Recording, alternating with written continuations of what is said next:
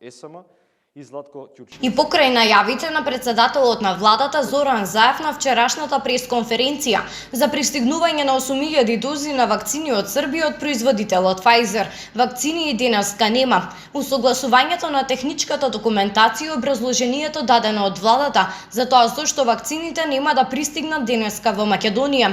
Беше најавено дека председателот Александар Вучик треба да ги предаде денеска вакцините на Заев на аеродромот во Скопје.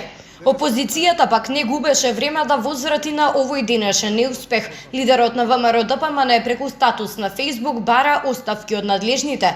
Немањето вакцини е доказ за огромната неспособност на цел еден систем. На човек му се смачува од нивното незнаење и неспособност. Наместо оправдувања треба да се пишуваат оставки. Нема дно кое не го пробија, напише Христијан Мицковски на социјалната мрежа Facebook.